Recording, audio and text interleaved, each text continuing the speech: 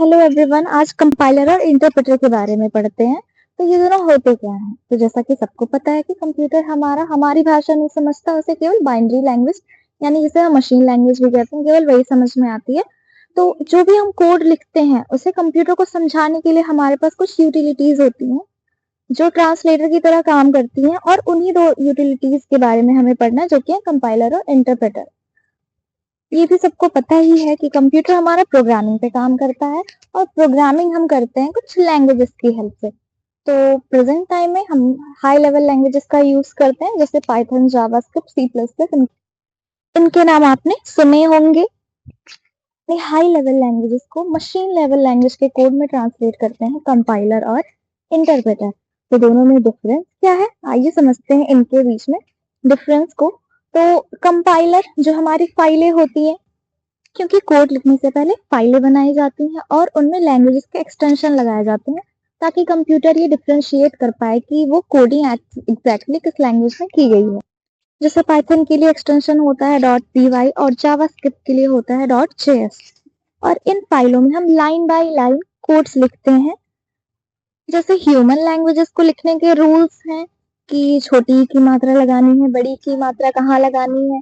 और इंग्लिश में भी ग्रामर के रूल्स हैं कि फुल स्टॉप के बाद पहला लेटर कैपिटल होगा। उसी तरह प्रोग्रामिंग लैंग्वेजेस लिखने के भी रूल होते हैं, कोडिंग के भी रूल्स होते हैं। सबका लिखने का एक तरीका होता है जिसे हम सिंटैक्स कहते हैं। और कंपाइलर और इंटरप्रेटर इन्हें एग्जीक्यूट करते हैं, और एग्जीक्यूट करने से पहले इनमें एरर्स चेक करते हैं। एरर्स यानी हमने सारे रूल्स फॉलो किए हैं या नहीं। यानी अगर हमने एक डॉट भी मिस किया है कोडिंग में, तो ये दोनों ट्रांसलेटर्स हमारे कोड को रन नहीं करेंगे। पर दोनों के चेक करने का तरीका थोड़ा सा डिफरेंस होता है। पहले समझते हैं कंपाइलर के प्रोसेस को।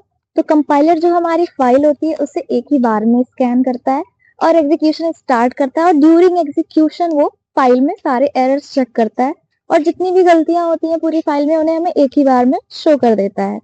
और इंटरप्रेटर के साथ ये थोड़ा सा डिफरेंट है। इंटरप्रेटर लाइन बाय लाइन हमारी फाइलों को एग्जीक्यूट करता है, यानी वो पहली लाइन को पहले चेक करेगा, फिर उसको एग्जीक्यूट करेगा, तब जाके वो दूसरी लाइन पर जंप करेगा। अगर आपके कोड में पहली लाइन में ही कोई एरर है, तो दूसरी लाइन पर इंटरप्रेटर कभी जंप ही नहीं करेगा, यानी उसे कभी वो चेक ही नहीं करेगा। So it was a very minor yet very important difference between interpreter and compiler. So जो जावास्क्रिप्ट और पाइथन जैसी लैंग्वेजेस हैं ये इंटरप्रेटर यूज करती हैं। हाँ, जावास्क्रिप्ट कंपाइलर और इंटरप्रेटर दोनों यूज करता है, जो कि आप जब जावास्क्रिप्ट पढ़ेंगे तब इसके बारे में जानेंगे। तो आज के लिए इतना ही। Thank you for watching.